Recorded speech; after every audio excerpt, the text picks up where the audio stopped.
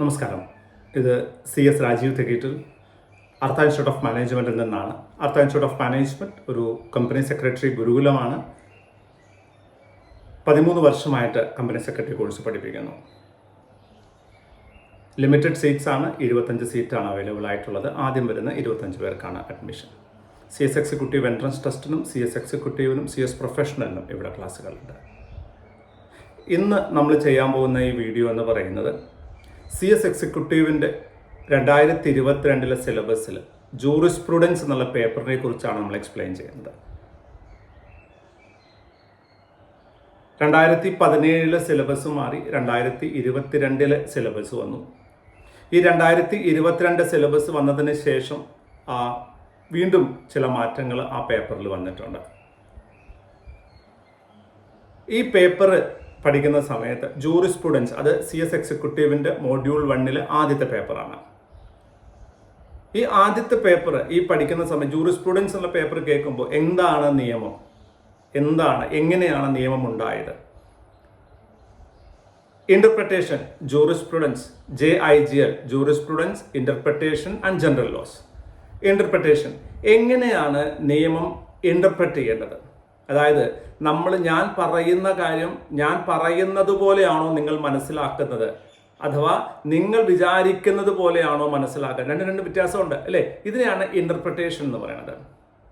അപ്പോൾ jurisprudence, interpretation and general laws, അതായത് മറ്റുള്ള ജനറൽ നിയമങ്ങൾ, ലൈക്ക് ഭാരതീയ ന്യായ സംഹിത പോലെയുള്ള, എവിഡൻസ് ആക്ട് പോലെയുള്ള, എവിഡൻസ് നിയമങ്ങളെ പോലെയുള്ള, ലിമിറ്റേഷൻ ആക്ടിനെ പോലെയുള്ള, കോൺട്രാക്ട് ആക്ട് പോലെയുള്ള, നെഗോഷ്യബിൾ ഇൻസ്ട്രുമെന്റ് ആക്ട് പോലെയുള്ള ജനറൽ നിയമങ്ങൾ. ഈ ഒരു പേപ്പർ ഒരു കമ്പനി സെക്രട്ടറി സ്റ്റുഡൻറ്റിന് വളരെ ഇമ്പോർട്ടൻറ്റ് പേപ്പറാണ്. കാരണം കമ്പനി സെക്രട്ടറി കോഴ്സ് പഠിക്കുന്ന കുട്ടികൾ ഇതൊരു നമ്മൾ നിയമമാണ് പഠിക്കുന്നത് എന്ന അതാണല്ലോ നമ്മുടെ തോട്ട് പ്രോസസ്. സാധാരണ സ്റ്റാർട്ടഡ് അക്കൗണ്ടൻസി പഠിക്കുകയാണെങ്കിൽ നമ്മൾ കണക്കാണ് ഫോക്കസ് ചെയ്യുന്നത്, ടാക്സേഷൻ ആണ് ഫോക്കസ് ചെയ്യുന്നതെങ്കിൽ കമ്പനി സെക്രട്ടറി പഠിക്കുന്ന കുട്ടികൾ നിയമമാണ് കൂടുതൽ ഫോക്കസ് ചെയ്യുന്നത്. അപ്പോൾ അങ്ങനെ ഒരു സിറ്റുവേഷനിൽ ഈ പേപ്പറിന് വളരെ വലിയൊരു ഇമ്പോർട്ടൻസ് ഉണ്ട്. ഈ പേപ്പർ പഠിക്കാതെ നമുക്ക് മറ്റുള്ള പേപ്പറുകൾ പഠിക്കുന്നത് ബുദ്ധിമുട്ടായിരിക്കും. Jurisprudence, interpretation and general laws, ഇതാണ് പേപ്പർ. ഈ പേപ്പറിനെ കുറിച്ച് നമ്മൾ ഇവാലുവേറ്റ് ചെയ്യുകയാണെങ്കിൽ ഈ പേപ്പർ ഒരു ടഫ് പേപ്പർ അല്ല. ശരിക്കും പറഞ്ഞാൽ ഒരു ടഫ് പേപ്പർ അല്ല. കാരണം ഒരേ കാര്യമല്ല പഠിപ്പിക്കുന്നത്, പല കാര്യങ്ങളാണ് പഠിക്കുന്നത്, പല നിയമങ്ങളാണ് പഠിക്കുന്നത്. ഓരോ ചാപ്റ്ററും മെന്റലി ഡിഫറെൻ്റ് ആണ്, പുതിയ കാര്യങ്ങളാണ് പഠിക്കുന്നത്. അതുകൊണ്ട് തന്നെ ഒരു സ്റ്റുഡൻറ്റിന് ഇത് പഠിക്കുന്ന സമയത്ത് ഒരു സ്മാർട്ടായിട്ടുള്ള സ്റ്റുഡൻറ്റ്, കറക്റ്റായിട്ട് ക്ലാസ് അറ്റൻഡ് ചെയ്തിട്ടുള്ള ഒരു സ്റ്റുഡൻറ്റ്, കറക്റ്റായിട്ട് റിവൈസ് ചെയ്തിട്ടുള്ള ഒരു സ്റ്റുഡൻറ്റ്, നല്ല റൈറ്റിംഗ് സ്കില്ലുള്ള ഒരു സ്റ്റുഡൻറ്റിന് നല്ലൊരു പേപ്പറാണിത്. സ്കോറിംഗ് പേപ്പറാണ്.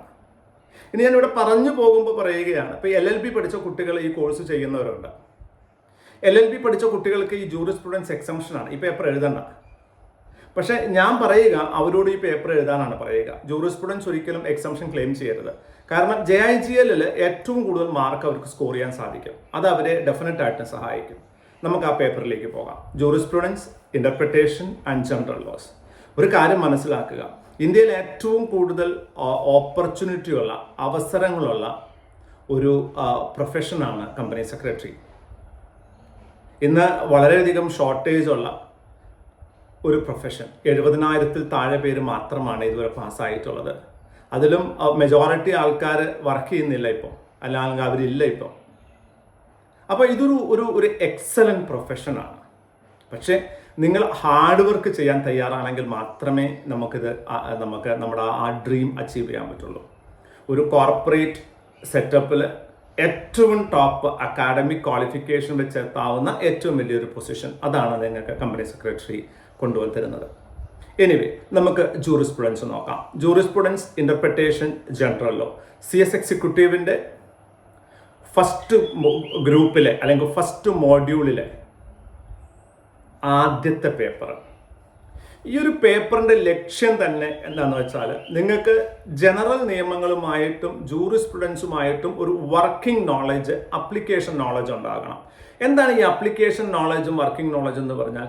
Practical understanding and ability to solve practical situations എന്നുള്ളതാണ്. അതായത് പ്രാക്ടിക്കലായിട്ട് ഇത് എങ്ങനെ ഉപയോഗിക്കണമെന്ന് മനസ്സിലാക്കുകയും അതുപോലെ തന്നെ പ്രാക്ടിക്കലായിട്ടുള്ള സിറ്റുവേഷനിൽ അത് ഒരു പ്രോബ്ലം വരുമ്പോൾ അതിലെങ്ങനെ ഇത് യൂസ് ചെയ്യണം എന്നും പഠിക്കുന്നതാണ് ഇതിൻ്റെ ഉദ്ദേശം എന്ന് പറയുന്നത്. അതുപോലെ തന്നെ നമുക്ക് രണ്ടാമത് ഇന്റർപ്രിട്ടേഷൻ, അതായത് ഒരു നിയമത്തെ നമ്മൾ എങ്ങനെയാണ് ഇന്റർപ്രറ്റ് ചെയ്യുന്നത്. നിങ്ങൾക്കറിയാം അല്ലെ, വ്യത്യസ്തമായ അഡ്വക്കേറ്റ്സ് വ്യത്യസ്തമായ കോടതികളിൽ ഒരേ നിയമത്തെ തന്നെ വ്യത്യസ്തമായിട്ട് ഇന്റർപ്രറ്റ് ചെയ്യാറുണ്ട്. അപ്പോൾ ഒരു ജനറൽ നിയമങ്ങളിലും ജൂറിസ്പ്രുഡൻസിലും ഒരു പ്രാക്ടിക്കൽ അണ്ടർസ്റ്റാൻഡിങ്, അതുപോലെ തന്നെ വർക്കിംഗ് നോളജ്, പ്രാക്ടിക്കൽ സിറ്റുവേഷൻസ് അത് എങ്ങനെ അപ്ലൈ ചെയ്യണമെന്നൊരു നോളജ് ഉണ്ടാക്കുകയും അതുപോലെ തന്നെ നിയമങ്ങളെ ഇന്റർപ്രറ്റ് ചെയ്യാനുള്ള കഴിവ് ഡെവലപ്പ് ചെയ്യുകയുമാണ് ഈ പേപ്പറിന്റെ ആത്യന്തികമായ ലക്ഷ്യം. അപ്പോൾ ഈ paper what is this, what is that, who is that, why is this എന്നുള്ള ക്വസ്റ്റ്യൻസ് ഒന്നും വരില്ല എന്നും ഇതിൽ കൂടുതലായിട്ടും വരുന്നത് പ്രാക്ടിക്കൽ സിറ്റുവേഷൻ അപ്ലിക്കേഷൻ എങ്ങനെയാണ് അപ്ലൈ ചെയ്യേണ്ടത്, ഈ നിയമം അപ്ലൈ ചെയ്യേണ്ടത് എന്ന രീതിയിലുള്ള ക്വസ്റ്റ്യൻസ് ആണ് വരുന്നതെന്നാണ് ഇൻഡയറക്റ്റ്ലി ഇവിടെ തന്നെ പറഞ്ഞു പോകുന്നത്. ഓക്കെ, അപ്പോൾ ശരിക്കും ഡെഫിനറ്റ് ആയിട്ടും ഒരു പ്രൊഫഷണൽ ക്വാളിഫിക്കേഷൻ എന്ന് പറഞ്ഞാൽ എന്താണ്, നിങ്ങളുടെ നോളജിനെ എങ്ങനെ അപ്ലൈ ചെയ്യാം എന്ന് മനസ്സിലാക്കുന്ന അല്ലെങ്കിൽ പഠിപ്പിക്കുന്നതാണ് പ്രൊഫഷണൽ ക്വാളിഫിക്കേഷൻ. അതുകൊണ്ടാണ് നമ്മൾ പറയുന്നത്, നിങ്ങൾ ഈ വീട്ടിലിരുന്ന് പഠിക്കുന്ന ആൾക്കാർക്ക്, ഈ സെൽഫ് സ്റ്റഡി ചെയ്യുന്ന ആൾക്കാരിൽ 99% ആൾക്കാർക്കും ഉണ്ടാകാൻ പറ്റുന്ന ഒരു പ്രശ്നം മൾട്ടിപ്പിൾ അറ്റംപ്റ്റ് എടുക്കേണ്ടി വരും. എന്തുകൊണ്ടാണ്? നിങ്ങളിതിനൊരു പുസ്തകമായിട്ട് +2 പഠിക്കുന്നത് പോലെ, ഡിഗ്രി പഠിക്കുന്നത് പോലെ അതിലത്തെ കാര്യങ്ങൾ മനസ്സിലാക്കാനാണ് ശ്രമിക്കുന്നത്. ആൻഡ് ഏറ്റവും ചാർട്ടേഡ് അക്കൗണ്ടൻസി ആവട്ടെ, കമ്പനി സെക്രട്ടറി ആവട്ടെ, ഈ കോഴ്സിൽ കൂടുതൽ ആൾക്കാർ പരാജയപ്പെടാനുള്ള ഏറ്റവും വലിയ കാരണമെന്ന് പറയുന്നത് എന്താണെന്ന് അറിയാമോ? ഈ പഠിക്കുന്ന കാര്യം എങ്ങനെയാണ് പ്രാക്ടിക്കലായിട്ട് അപ്ലൈ ചെയ്യേണ്ടത്, കേസ് സ്റ്റഡികൾ എങ്ങനെയാണ് പഠിക്കേണ്ടത്, പ്രാക്ടിക്കൽ സിറ്റുവേഷൻസ് എങ്ങനെ അപ്ലൈ ചെയ്യണം, ഇങ്ങനത്തെ കാര്യങ്ങളെക്കുറിച്ചുള്ള അറിവില്ലായ്മ. ഇതിന് ഡെഫിനറ്റ് ആയിട്ടും നിങ്ങളൊരു ക്ലാസ് റൂം സ്റ്റഡി നിങ്ങൾ ഓപ്റ്റ് ചെയ്യേണ്ടതാണ്. അതെവിടെയാവട്ടെ, അർത്ഥ ഇൻസ്റ്റിറ്റ്യൂട്ട് ഓഫ് മാനേജ്മെന്റിൽ CS എക്സിക്യൂട്ടീവിന് ഓഫ്ലൈൻ ക്ലാസ്സുകൾ അവൈലബിൾ ആണ്. ജൂറിസ്പ്രുഡൻസിലെ ആദ്യത്തെ ചാപ്റ്റർ എന്ന് പറയുന്നത് സോഴ്സസ് ഓഫ് ലോ ആണ്. സോഴ്സസ് ഓഫ് ലോ എന്ന് പറഞ്ഞാൽ നിയമം എങ്ങനെയാണ് നിയമം ഉണ്ടായത്. നമ്മൾ പലപ്പോഴും പറയാറുണ്ട് അല്ലേ, നിയമം ഉണ്ടായത് എങ്ങനെയാണ് നിയമം. അതുപോലെ തന്നെ ഓരോ പ്രശസ്തരായ ആൾക്കാർ അല്ലെങ്കിൽ നമ്മുടെ വേദങ്ങൾ, പുസ്തകങ്ങൾ, ഇതൊക്കെ എങ്ങനെയാണ് നിയമത്തെക്കുറിച്ച് പറഞ്ഞിട്ടുള്ളത്, നിയമം എങ്ങനെ ഉണ്ടായി എന്നാണ് പറഞ്ഞിട്ടുള്ളത്. പ്രശസ്തരായ ആൾക്കാർ അവർ നിയമത്തെക്കുറിച്ച് അവരുടെ അപ്രോച്ച് എന്താണ്, ഇന്ത്യയിലെ നിയമങ്ങൾ എങ്ങനെയാണ് ഉണ്ടായിട്ടുള്ളത്, അതുപോലെ തന്നെ നിയമങ്ങൾ ഉണ്ടാക്കാൻ വ്യത്യസ്തമായ അതോറിറ്റികളുണ്ട് അല്ലെ. നമ്മുടെ നാട്ടിൽ കോൺസ്റ്റിറ്റ്യൂഷണൽ നിയമങ്ങൾ, പാർലമെന്റ് ഉണ്ടാക്കുന്ന നിയമങ്ങൾ, സ്റ്റേറ്റ് അസംബ്ലി ഉണ്ടാക്കുന്ന നിയമങ്ങൾ, പഞ്ചായത്തിൽ ഉണ്ടാക്കുന്ന നിയമങ്ങൾ, മുനിസിപ്പാലിറ്റിയിൽ ഉണ്ടാക്കുന്ന നിയമങ്ങൾ, ഇംപ്ലിമെന്റ് ചെയ്യുന്ന ആൾക്കാരുണ്ടാക്കുന്ന നിയമങ്ങൾ, ഇങ്ങനത്തെ കാര്യങ്ങളെക്കുറിച്ച് നമ്മൾ മനസ്സിലാക്കുന്നു. അതുപോലെ തന്നെ ഒരു കോടതി പറയുന്ന എല്ലാ കാര്യങ്ങളും നമ്മൾ നിയമമായിട്ട് കണക്കാക്കേണ്ടതുണ്ടോ, അല്ലെങ്കിൽ കോടതി ഒരിക്കലും ഒരു കേസിൽ ഒരു കാര്യം പറഞ്ഞാൽ അടുത്ത കേസിൽ കോടതി അത് തന്നെ ഫോളോ ചെയ്യണം, ഇങ്ങനത്തെ കാര്യങ്ങളൊക്കെ നമ്മൾ ആദ്യത്തെ ചാപ്റ്ററിലാണ് പഠിക്കുന്നത്. അപ്പം നിയമം തുടങ്ങിയതിനെ കുറിച്ച് പഠിക്കുമ്പോൾ രണ്ടാമത്തെ ചാപ്റ്ററിൽ നമ്മുടെ രാജ്യത്തിലെ പരമോന്നതമായിട്ടുള്ള നിയമം അല്ലെങ്കിൽ ഡിറൈവ് ചെയ്യുന്ന പുസ്തകം എന്ന് പറയുന്നത് കോൺസ്റ്റിറ്റ്യൂഷൻ ഓഫ് ഇന്ത്യയാണ്, ഇന്ത്യൻ ഭരണഘടനയാണ്. അപ്പോൾ ഭരണഘടനയെ കുറിച്ചിട്ട് നമ്മളൊരു ഡീറ്റെയിൽ സ്റ്റഡി, അത് നമ്മുടെ ഭരണഘടനയുടെ നാച്ചർ എന്താണ്, അതുപോലെ തന്നെ നമ്മൾ എന്താണ് fundamental rights, fundamental duties, directive principles, ഗവർണറുടെ അധികാരങ്ങൾ അല്ലെങ്കിൽ പ്രസിഡന്റിന്റെ അധികാരങ്ങൾ, നിയമം ഉണ്ടാക്കുന്ന വഴികൾ എങ്ങനെയൊക്കെയാണ്, പിന്നെ ഏതെങ്കിലും തരത്തിൽ ഭരണഘടനാപരമായിട്ട് നമ്മൾക്ക് കിട്ടുന്ന അധികാരങ്ങളെ ആരെങ്കിലും ചോദ്യം ചെയ്യുകയാണെങ്കിൽ, അല്ലെങ്കിൽ ഒരു അതോറിറ്റി ചോദ്യം ചെയ്യുകയാണെങ്കിൽ, അല്ലെങ്കിൽ ഗവൺമെന്റ് ചോദ്യം ചെയ്യുകയാണെങ്കിൽ എന്താണ് നമ്മൾ ചെയ്യേണ്ടത്, ഇങ്ങനത്തെ കാര്യങ്ങളൊക്കെ നമ്മൾ കോൺസ്റ്റിറ്റ്യൂഷനിൽ പഠിക്കുന്നു. അതുപോലെ തന്നെ നിയമം എങ്ങനെയാണ് ഒരു ബില്ല് പാസ്സാക്കി പാർലമെന്റ് നിയമം ഉണ്ടാകും, അതിൻ്റെ പ്രോസസ്സിനെ കുറിച്ച് നമ്മൾ പഠിക്കുന്നു. വളരെ ഇമ്പോർട്ടൻ്റ് ആയിട്ടുള്ള ഒരു ചാപ്റ്ററാണത്. അടുത്തതാണ് ഇന്റർപ്രിട്ടേഷൻ ഓഫ് സ്റ്റാറ്റ്യൂട്ട് എന്ന് പറയുന്നത്. ഇന്റർപ്രിട്ടേഷൻ ഓഫ് സ്റ്റാറ്റ്യൂട്ട് എന്ന് പറയുന്നത് ഒരു നിയമപുസ്തകം നമ്മുടെ കയ്യിൽ കിട്ടിക്കഴിഞ്ഞാൽ അതിനെ എങ്ങനെ മനസ്സിലാക്കണം, അല്ലെങ്കിൽ ഏത് രീതിയിലാണ് അതിന് മനസ്സിലാക്കേണ്ടത് എന്നുള്ളതാണ്. ചിലതൊക്കെ നമ്മൾ അതിലെഴുതിയ വാക്കുകളെ കുറിച്ച് മനസ്സിലാക്കാം ലിറ്ററൽ ആയിട്ട്, അതല്ലെങ്കിൽ നമ്മൾ മുൻപ് പറഞ്ഞ കാര്യങ്ങൾ ഉപയോഗിച്ചുകൊണ്ട് പിന്നെ പറയാൻ പോകുന്ന കാര്യങ്ങളെ നമ്മൾ മനസ്സിലാക്കാൻ ശ്രമിക്കും, അല്ലെങ്കിൽ നമ്മൾ റീസണബിൾ ആയിട്ട് മനസ്സിലാക്കാൻ ശ്രമിക്കും, അല്ലെങ്കിൽ ഇതിന്റെ കാരണങ്ങൾ അറിഞ്ഞ് മനസ്സിലാക്കാൻ ശ്രമിക്കും. അപ്പൊ എങ്ങനെയാണ് നിയമം ഇന്റർപ്രറ്റ് ചെയ്യേണ്ടത്, ഏത് ഓർഡറിലാണ് ഇന്റർപ്രറ്റ് ചെയ്യേണ്ടത് എന്നതിനെ കുറിച്ച് പഠിക്കുന്നു. അതുപോലെ ഒരു നിയമത്തിൽ എന്തെല്ലാം ഭാഗങ്ങളുണ്ട്, അതായത് ഒരു നിയമം ഉണ്ടാക്കുമ്പോൾ, ഒരു ആക്ട് ഉണ്ടാക്കുമ്പോൾ ഒരു ആക്ടിനെ എക്സ്പ്ലെയിൻ ചെയ്യാൻ വേണ്ടി അതിൻ്റെ മാർജിനൽ നോട്ട്സ് ആവട്ടെ, പ്രൊവിഷൻസ് ആവട്ടെ, അപ്പൻഡിക്സ് ആവട്ടെ, ഇങ്ങനെയുള്ള കാര്യങ്ങളൊക്കെ നമ്മൾ എങ്ങനെയാണ് മനസ്സിലാക്കേണ്ടത്. അതിനോടൊപ്പം തന്നെ ഏതെങ്കിലും ഒരു നിയമത്തിൽ സ്പെസിഫിക് ആയിട്ടൊരു കാര്യത്തെക്കുറിച്ച് പറഞ്ഞിട്ടില്ലെങ്കിൽ അത് ഏത് നിയമത്തിലാണ് നമ്മൾ തിരയേണ്ടത്, ജനറൽ ക്ലോസസ് ആക്ടും ഇന്റർപ്രിട്ടേഷനിൽ നമ്മൾ പഠിക്കുന്നു. ഡെഫിനറ്റ് ആയിട്ടും jurisprudence, interpretation and general law. അപ്പോൾ ഇന്റർപ്രിട്ടേഷൻ ഒരു എന്താ പറയുക, വെറുതെ വെച്ചിരിക്കുന്ന ഒരു ചാപ്റ്റർ അല്ല എന്നും വളരെ ഇമ്പോർട്ടൻറ്റ് ചാപ്റ്റർ ആണെന്ന് മനസ്സിലാക്കുക. അടുത്തത് നമ്മുടെ 4ാമത്തെ ചാപ്റ്ററാണ് അഡ്മിനിസ്ട്രേറ്റീവ് നിയമങ്ങൾ. അഡ്മിനിസ്ട്രേറ്റീവ് നിയമങ്ങൾ എന്ന് പറഞ്ഞാൽ ഒരു അതോറിറ്റി, ഇപ്പോൾ നമ്മളൊരു വില്ലേജ് പോവുകയാണെങ്കിൽ ആ വില്ലേജ് എങ്ങനെയാണ് നമ്മൾ കൊടുക്കുന്ന റിക്വസ്റ്റിനെ പ്രോസസ്സ് ചെയ്യേണ്ടത്, അവിടെ എവിടെയൊക്കെ അവർ നമ്മളെ ദ്രോഹിക്കാൻ അല്ലെങ്കിൽ ബുദ്ധിമുട്ടിക്കാൻ സാധ്യതയുണ്ട് അല്ലേ, അതിൻ്റെ പ്രോസസ്സ് എന്താണ്, ഇതിൻ്റെ മുകളിൽ എന്ത് കൺട്രോളാണ് കോടതികൾക്കുള്ളത് എന്നതിനെ കുറിച്ചൊക്കെ നമ്മൾ അഡ്മിനിസ്ട്രേറ്റീവ് നിയമത്തിൽ പഠിക്കുന്നു. അടുത്തതാണ് ലോ ഓഫ് ടോർട്ട് അല്ലെ, ഒരാൾ ഉറക്കെ സംസാരിക്കുക, പാട്ട് പാടുക, ശബ്ദമുണ്ടാക്കുക, തല്ലുണ്ടാക്കുക, പാട്ട് വെക്കുക, ഇതൊക്കെ നമുക്ക് ബുദ്ധിമുട്ടുണ്ടാക്കാം അല്ലെ. അല്ലെങ്കിൽ നമ്മുടെ സാധാരണ നമുക്കുള്ള അവകാശങ്ങൾ, ഇപ്പം നമ്മുടെ വീട്ടിലേക്ക് ഒരാൾ മരം ചാഞ്ഞു നിൽക്കുക, അത് വീഴുമെന്ന് പേടിക്കുക, അല്ലെങ്കിൽ അപ്പുറത്തുള്ള നായ ഭയങ്കരമായിട്ട് ശബ്ദമുണ്ടാക്കുക, ഇങ്ങനെയൊക്കെ ചെയ്യുമ്പോൾ നമ്മൾ എന്താണ് ചെയ്യേണ്ടത് എന്ന്. അതുപോലെ തന്നെ എൻ്റെ ജോലിക്കാരൻ ഒരു തെറ്റ് ചെയ്യുകയാണെങ്കിൽ എനിക്കതിൽ ഉത്തരവാദിത്വമുണ്ടോ, ഒരു ഗവൺമെന്റിന്റെ ജോലിക്കാരൻ ഒരു തെറ്റ് ചെയ്യുകയാണെങ്കിൽ ഗവൺമെന്റിന് അതിന് ഉത്തരവാദിത്വമുണ്ടോ എന്നുള്ള കാര്യങ്ങളൊക്കെ നമ്മൾ ലോ ഓഫ് ടോർട്ടിൽ പഠിക്കുന്നു. അടുത്തതാണ് ലോ ഓഫ് സിവിൽ പ്രൊസീജിയർ, ഭാരതീയ ന്യായ സംഹിതകളാണ്. ഇതെല്ലാം പുതിയതാണ്. ഈ സിവിൽ പ്രൊസീജിയറുമായിട്ടുള്ള നിയമങ്ങളും ക്രിമിനൽ പ്രൊസീജിയർ നിയമങ്ങളും എവിഡൻസ് നിയമങ്ങളും പുതിയതാണ്. ഭാരതീയ ന്യായ സംഹിത അതുപോലെയുള്ള ക്രിമിനൽ നിയമങ്ങളും എവിഡൻസ് നിയമങ്ങളും വന്നിട്ടുണ്ട്. അതാണ് നമ്മൾ പഠിക്കുന്നത്. ഇത് ശരിക്കും പറഞ്ഞാൽ ഒരു കമ്പനി സെക്രട്ടറിക്ക് ഈ സിവിൽ നിയമങ്ങളും ക്രിമിനൽ നിയമങ്ങളും എവിഡൻസ് ആക്ടും IPC ഒക്കെ പഠിക്കേണ്ട കാര്യമുണ്ടോ എന്ന് ചോദിച്ചാൽ പഠിക്കേണ്ട കാര്യമുണ്ട്. നാളെ നമ്മളൊരു ഓഫീസർ ഇൻ ഡിഫോൾട്ട്, ഒരു കമ്പനിയുടെ ഏറ്റവും വലിയ പൊസിഷനിലിരിക്കുമ്പോൾ കമ്പനി ചെയ്യുന്ന തെറ്റുകൾ അതിന് ചിലപ്പോൾ നമ്മൾ ഉത്തരവാദികളായിട്ട് മാറിയേക്കാം, അല്ലെങ്കിൽ നമ്മൾ ആർക്കാണോ റിപ്പോർട്ട്, അല്ലെങ്കിൽ നമ്മുടെ കമ്പനി ഉത്തരവാദിയായിട്ട് മാറിയേക്കാം, നമ്മുടെ managing director, board of directors ഉത്തരവാദിയായിട്ട് മാറിയേക്കാം. അവർക്ക് ഈ നിയമങ്ങളെ കുറിച്ചിട്ട് എങ്ങനെയൊക്കെയാണ് പറഞ്ഞു കൊടുക്കേണ്ടത് എന്ന് മനസ്സിലാക്കേണ്ടത് അല്ലെങ്കിൽ അറിയേണ്ടത് ഒരു കമ്പനി സെക്രട്ടറിയുടെ ആവശ്യമാണ്. അപ്പോൾ നമ്മൾ സിവിൽ പ്രൊസീജിയർ, ക്രിമിനൽ പ്രൊസീജിയർ, അതുപോലെ തന്നെ എവിഡൻസ് ആക്ട് നമ്മൾ പഠിക്കുന്നു. അതിനുശേഷം വരുന്നത് സ്പെസിഫിക് റിലീഫ് ആണ്. അതായത് 9ാമത്തെ ചാപ്റ്ററാണ് സ്പെസിഫിക് റിലീഫ്. ഈ സ്പെസിഫിക് റിലീഫിൽ ഇപ്പോൾ ഞാൻ പറഞ്ഞില്ലേ, എനിക്ക് മസാലദോശ വേണമെന്ന് പറഞ്ഞാൽ മസാലദോശ തന്നെ വേണം, അതാണ് സ്പെസിഫിക് റിലീഫ്. അതായത് ഒരു പർട്ടിക്കുലർ സിറ്റുവേഷനിൽ എപ്പോഴൊക്കെയാണ് കോടതികൾ എന്താണോ നിങ്ങൾ അഷ്യൂർ ചെയ്തത് അത് തന്നെ ചെയ്യണം എന്ന് പറയുക, അതിന് മോണിറ്ററി ആയിട്ടുള്ള കോമ്പൻസേഷൻ കൊടുത്താൽ സമ്മതിക്കാതിരിക്കുക, ഇതിനെയാണ് നമ്മൾ സ്പെസിഫിക് റിലീഫ് എന്ന് പറയുന്നത്. അപ്പോൾ സ്പെസിഫിക് റിലീഫ് നിയമങ്ങൾ കോൺട്രാക്റ്റുകളിൽ, ഇൻസ്ട്രുമെന്റ്സുകളിൽ, അതുപോലെ തന്നെ അങ്ങനെയുള്ള കാര്യങ്ങളിലൊക്കെ നമ്മൾ സ്പെസിഫിക് റിലീഫിനെ കുറിച്ച് നമ്മൾ പഠിക്കുന്നു. ദെൻ ലിമിറ്റേഷൻ ആക്ട്, എന്തിനും ഒരു സമയമുണ്ട് ദാസ എന്ന് പറയുന്നത് പോലെ ഓരോ കേസ് കൊടുക്കുന്നതിനും ഒരു പ്രത്യേക സമയമുണ്ട്. ആ സമയത്തിനുള്ളിൽ കേസ് കൊടുത്താൽ മാത്രമേ കോടതി അത് സ്വീകരിക്കുള്ളൂ. അതിനുശേഷം കോടതി കേസ് സ്വീകരിക്കില്ല. എന്തുകൊണ്ടാണത്? അങ്ങനെ സമയം കഴിഞ്ഞു കഴിഞ്ഞാൽ അതിന് വേറെ ഒരു വഴിയുമില്ല. ഇങ്ങനത്തെ കാര്യങ്ങളൊക്കെ നമ്മൾ ലോ ഓഫ് ലിമിറ്റേഷനിൽ പഠിക്കുന്നു. 11ാമത്തെ ചാപ്റ്ററിൽ നമ്മൾ ആർബിട്രേഷൻ, മീഡിയേഷൻ, കൺസീലിയേഷനെ കുറിച്ച് പഠിക്കുന്നു. ഒരു കേസ് ഉണ്ടാകുമ്പോൾ നേരിട്ട് കോടതിയിലേക്ക് പോകാതെ ആ കോടതി അല്ലാതെ നമുക്ക് വേറെ ഏതെങ്കിലും വഴികളിൽ കൂടെ ഇത് തീർക്കാൻ പറ്റുമോ? Alternate dispute redressal mechanism, ADR mechanism ഉപയോഗിക്കാൻ പറ്റുമോ? കോടതികൾ അത് ചെയ്യേണ്ടത് നിർബന്ധമാണോ? അത് ഏതൊക്കെ സമയത്താണ് അത് ചെയ്യേണ്ടത്? ഇതെവിടെയാണ് പറയേണ്ടത്? ഇതിൻ്റെ പ്രോസസ്സ് എന്താണ്? അങ്ങനെയാണ് ആർബിട്രേറ്ററെ അല്ലെങ്കിൽ കൺസീലിയേറ്ററെ അല്ലെങ്കിൽ മീഡിയേറ്ററെ നിയമിക്കുന്നത്. അവരുടെ അധികാരങ്ങൾ എന്താണ്? അവരുടെ തീരുമാനങ്ങൾക്ക് എന്ത് വാല്യൂ ആണുള്ളത്? ഇങ്ങനത്തെ കാര്യങ്ങളൊക്കെ നമ്മളിത് പഠിക്കുന്നു. ഇപ്പോൾ ഈ വോഡാഫോൺ ഐഡിയയുടെ കേസൊക്കെ നമ്മൾ കണ്ടു കഴിഞ്ഞാൽ നമുക്ക് അറിയാൻ പറ്റും, ആർബിട്രേഷനൊക്കെ വളരെ വലിയ ഇമ്പാക്റ്റ് ആണ് ശരിക്കും പറഞ്ഞാൽ ഗ്ലോബൽ ട്രേഡിലുള്ളത്. അപ്പോൾ ഇതിനെക്കുറിച്ച് നമ്മൾ പഠിക്കുന്നു. കമ്പനി സെക്രട്ടറി നമ്മൾ പറഞ്ഞു പോകുമ്പോൾ പറയുവാണ്, കമ്പനി സെക്രട്ടറിക്ക് ധാരാളം പ്രാക്ടീസ് ചെയ്യാൻ പറ്റുന്ന ഒരു ഏരിയ കൂടെയാണ് ഈ ആർബിട്രേഷൻ, കൺസിലിയേഷൻ ആൻഡ് മീഡിയേഷൻ.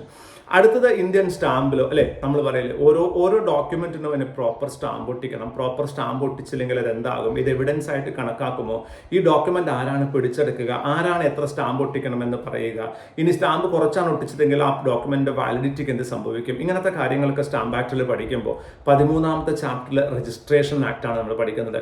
എങ്ങനെയാണ് ഡോക്യുമെന്റുകൾ രജിസ്റ്റർ ചെയ്യേണ്ടത്, എവിടെയാണ് രജിസ്റ്റർ ചെയ്യേണ്ടത്, അതിന് എന്തൊക്കെ പ്രോസസ്സാണ് ചെയ്യേണ്ടത്, ഒരു ഇന്ത്യക്ക് പുറത്ത് എക്സിക്യൂട്ട് ചെയ്ത ഡോക്യുമെന്റ് ഇന്ത്യയിൽ വന്നാൽ എപ്പോൾ രജിസ്റ്റർ ചെയ്യണം, ഇന്ത്യയിൽ എക്സിക്യൂട്ട് ചെയ്ത ഡോക്യുമെന്റ് എപ്പോഴാണ് രജിസ്റ്റർ ചെയ്യേണ്ടത്, അത് രജിസ്റ്റർ ചെയ്തിട്ടില്ലെങ്കിൽ എന്തൊക്കെ സംഭവിക്കും. ഇതിനോടൊപ്പം തന്നെ ഈ രജിസ്ട്രേഷൻ എന്ന് പറയുമ്പോൾ നമ്മുടെ നാട്ടിൽ ഏറ്റവും കൂടുതൽ കേൾക്കുന്നത് നമ്മൾ ഈ ട്രാൻസ്ഫർ ഓഫ് പ്രോപ്പർട്ടി, സ്ഥലങ്ങളൊക്കെ ട്രാൻസ്ഫർ ചെയ്യുന്നതിനെ കുറിച്ചാണ്.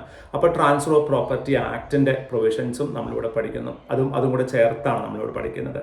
Then right to information, chapter number 14 right to information act. എനിക്ക് വിവരാവകാശ നിയമം അല്ലേ, നമുക്കറിയാം നമ്മൾ ഓരോ ഗവൺമെൻറ് ഓഫീസിൽ പോകുമ്പോഴും വിവരാവകാശ നിയമപ്രകാരം ഉള്ള ഓഫീസറുടെ പേര് ഇതാണ്, ഫോൺ നമ്പർ ഇതാണ്, അഡ്രസ്സ് ഇതാണെന്നൊക്കെ എഴുതി വെച്ചിട്ടുണ്ടാകാം. അപ്പോൾ ഈ വിവരാവകാശ നിയമങ്ങളെക്കുറിച്ച് 2005 വിവരാവകാശ നിയമത്തെക്കുറിച്ച് 14ാമത്തെ ചാപ്റ്ററിൽ പഠിക്കുമ്പോൾ 15ാമത്തെ ചാപ്റ്ററിൽ നമ്മൾ പഠിക്കുന്നത് ഇൻഫർമേഷൻ ടെക്നോളജി ആക്ടിനെ കുറിച്ച്. 2000 ഇൻഫർമേഷൻ ടെക്നോളജി ആക്ട് ആണ്.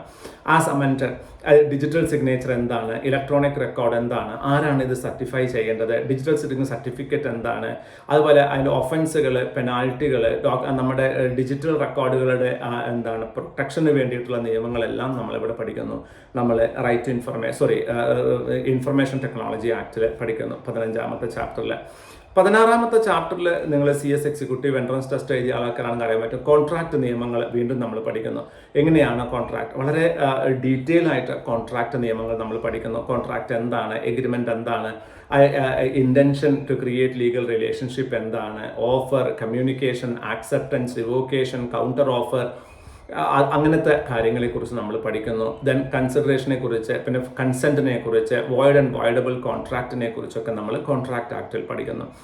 17ാമത്തെ ചാപ്റ്ററിൽ സെയിൽ ഓഫ് ഗുഡ്സ് ആക്ടിനെ കുറിച്ച് പഠിക്കുന്നു. സാധനങ്ങളുടെ വിൽപ്പനയുമായി ബന്ധപ്പെട്ടുകൊണ്ട് കോൺട്രാക്ട് ഓഫ് സെയിലിനെ കുറിച്ച്, അതുപോലെ എഗ്രിമെന്റ് ടു സെയിലും അല്ലെങ്കിൽ എഗ്രിമെന്റ് ടു സെല്ലും കോൺട്രാക്ട് ഓഫ് സെയിലും തമ്മിൽ വ്യത്യാസം എന്താണ്, ബെയിൽമെന്റ് എന്താണ്, ദെൻ ഹയർ പർച്ചേസ് കോൺട്രാക്റ്റുകൾ എന്താണ്, കാവറ്റ് ടെംപ്റ്റർ, let the buyer beware എന്ന റൂൾ എന്താണ്, അതുപോലെ തന്നെ കോൺട്രാക്ട് എങ്ങനെയാണ് പെർഫോം ചെയ്യേണ്ടത്, കോൺട്രാക്റ്റിൻ്റെ ഏതെങ്കിലും ഒരു കോൺട്രാക്ട് പ്രകാരം ഒരാൾക്കൊരു സാധനം കൊടുത്തു കഴിഞ്ഞാൽ ആ കൊടുത്ത ആൾക്ക് പണം കിട്ടിയിട്ടില്ലെങ്കിൽ അയാൾക്ക് എന്തൊക്കെ അവകാശങ്ങളുണ്ട്, ഇതൊക്കെ നമ്മൾ കോൺട്രാക്ട് നിയമത്തിൽ പഠിക്കുന്നു. നമ്മൾ മനസ്സിലാക്കേണ്ടത് ഇതൊരു വളരെ ഡീറ്റെയിൽ ആയിട്ട് പഠിക്കുന്ന ഒരു പുസ്തകമാണ്, വളരെ ലൈറ്റായിട്ട് എടുക്കേണ്ട പുസ്തകമല്ല. നമ്മൾ ഡെഫിനറ്റ് ആയിട്ടും നമ്മളൊരു സീരിയസ് അപ്രോച്ച് ഇതിന് ആവശ്യമാണ്. അതുകൊണ്ടാണ് രാജീവ് സാർ എപ്പോഴും പറയണത് you should go for an offline class. You should not focus on your ഈ സെൽഫ് സ്റ്റഡി. ഇത് വളരെ വളരെ അപകടമുണ്ടാക്കാൻ സാധ്യതയുള്ള ഒരു ഏരിയയാണ്.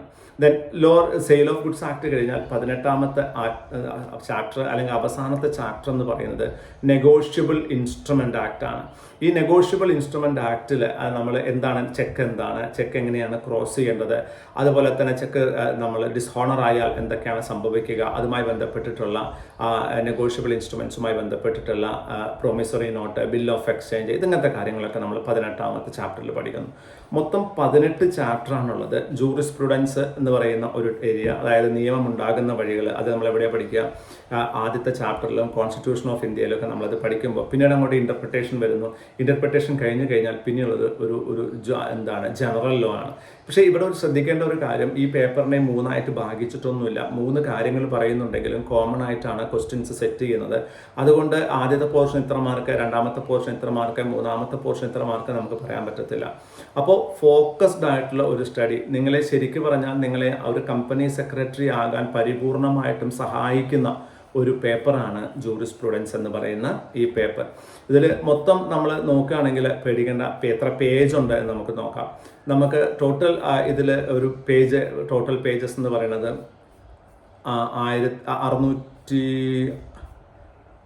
706 പേജാണ് ഇതിലുള്ള. 706 പേജസ് ആണ്. ഇതിൽ നമ്മൾ ശ്രദ്ധിക്കേണ്ട കാര്യം, ഓരോ ചാപ്റ്ററും അവർ സെറ്റ് ചെയ്തിരിക്കുന്നത്, ആദ്യം അവർ കമൻട്രീസ്, അതായത് ആ ചാപ്റ്ററിൽ പറയാനുള്ള കാര്യങ്ങൾ പറയും, ആവശ്യമായ ഇല്ലസ്ട്രേഷൻസ്, കേസ് സ്റ്റഡീസ് തരും. അതുപോലെ തന്നെ ഒരു ചാപ്റ്ററിൻ്റെ അവസാനം നമ്മൾ ആ ചാപ്റ്ററിൽ പഠിച്ച കാര്യങ്ങൾ, ഇമ്പോർട്ടൻറ്റ് കാര്യങ്ങൾ എന്താണെന്ന് ഒരു ഗ്ലിംസ് തരും. പിന്നെ കുറച്ച് ക്വസ്റ്റ്യൻസ് തരും. നമ്മളിവിടെ പഠിപ്പിക്കുന്ന രീതി എന്ന് പറഞ്ഞു കഴിഞ്ഞാൽ, നമ്മൾ ലേറ്റസ്റ്റ് ആയിട്ട് കേസ് ലോസ് റെഫർ ചെയ്തുകൊണ്ട് ആ ടോപ്പിക്ക് പഠിപ്പിക്കുന്നു. ഓരോ ചാപ്റ്ററിനും ഡെയിലി എക്സസൈസ് നമ്മൾ റൈറ്റിംഗ് പ്രാക്ടീസ് ഉണ്ടാകുന്നു. കേസ് സ്റ്റഡീസ് സെപ്പറേറ്റ് ആയിട്ട് നിങ്ങളെ സ്പെഷ്യലായിട്ട് ആ പുസ്തകത്തിലുള്ളതും ഇല്ലാത്തതുമായ കേസ് സ്റ്റഡീസ് പഠിപ്പിക്കുന്നു. ഓരോ ചാപ്റ്ററും പരിപൂർണമായി പഠിച്ചിട്ടേ നമ്മൾ അടുത്ത ചാപ്റ്ററിലേക്ക് പോകത്തുള്ളൂ. സോ ഇത് ജൂറിസ്പ്രുഡൻസിൻ്റെ, ഞാൻ ഓരോ പേപ്പറിൻ്റെയും ഞാൻ പറയും, ജൂറിസ്പ്രുഡൻസിൻ്റെ ഒരു സെറ്റാണ്. ജൂറിസ്പ്രുഡൻസ് ഒരു സ്കോറിംഗ് പേപ്പറാണ്. പക്ഷേ ആരൊക്കെയാണ് സ്കോറിംഗ് പേപ്പർ? അന്നത്തെ കാര്യം അന്ന് തന്നെ ചെയ്ത ഒരാൾക്കാണ് ഇതൊരു സ്കോറിംഗ് പേപ്പർ, അല്ലാത്ത ഒരാൾക്ക് ഇതൊരു സ്കോറിംഗ് പേപ്പർ അല്ല. So you need to be very careful on this. So don't be like no lazy ആയിട്ട് ഓക്കെ നാളെ കാണാം, ഡിസംബറിലല്ലേ പരീക്ഷ, അതൊന്നും ആലോചിക്കരുത്. When the class starts from the day 1 onwards you have to complete, അല്ലെ, ഓരോ ദിവസത്തെ അന്ന് തന്നെ പഠിച്ചു തീർക്കുക. കാരണം കളയുന്ന ഓരോ സമയത്തിനും ഭയങ്കര വിലയുണ്ട് എന്ന് ഞാൻ വിശ്വസിക്കുന്നു. നിങ്ങളും അതാണ് വിശ്വസിക്കുന്നത് എന്ന് ഞാൻ വിശ്വസിക്കുന്നു. 2, എനിക്ക് നിങ്ങളെ എത്രയും പെട്ടെന്ന് ഒരു കമ്പനി സെക്രട്ടറി ആയിട്ട് കാണണമെന്ന് ആഗ്രഹമുണ്ട്. ബിക്കോസ് നിങ്ങൾക്ക് അതിനുള്ള കഴിവുണ്ട്. അതുകൊണ്ടാണ് നിങ്ങൾ എന്നെ വിളിച്ച് നമ്മളിപ്പോൾ ഈ ക്ലാസ് സ്റ്റാർട്ട് ചെയ്യുന്നത്. Right or what? So I wish that you as early as possible you become a company secretary. So serious approach ഉണ്ടാവുക, നന്നായിട്ട് പഠിക്കുക, സിലബസ് വൃത്തിയായിട്ട് മനസ്സിലാക്കുക, ലാഗ് ചെയ്യാതിരിക്കുക, ക്ലാസ്സുകൾ കറക്റ്റായിട്ട് അറ്റൻഡ് ചെയ്യുക. എവിടെയാണെങ്കിലും, അത് അർത്ഥമുള്ള ക്ലാസ് എന്ന് ഞാൻ പറഞ്ഞില്ല കേട്ടോ, ആരെവിടെയാണെങ്കിലും നന്നായിട്ട് അറ്റൻഡ് ചെയ്യൂ and do your level best. അർത്ഥ ഒരു ഡെഡിക്കേറ്റഡ് കമ്പനി സെക്രട്ടറി കോച്ചിങ് ഗുരുകുലമാണ്. ഇത്രയും നേരം ഈ വീഡിയോ കണ്ടതിന് സന്തോഷം. നിങ്ങൾക്ക് സിലബസിനെ കുറിച്ചൊരു ഐഡിയ കിട്ടിയെന്ന് ഞാൻ വിശ്വസിക്കുന്നു. ആൻഡ് അടുത്ത ഒരു വീഡിയോയിൽ ഞാൻ അടുത്തൊരു പേപ്പറിൻ്റെ സിലബസ് എക്സ്പ്ലെയിൻ ചെയ്യും. ആ വീഡിയോ കാണണം. കമ്പനി ലോ ആണ് ഞാൻ എക്സ്പ്ലെയിൻ ചെയ്യാൻ പോകുന്നത്. ആ വീഡിയോ വരേക്കും this is Rajeev signing off. Thank U.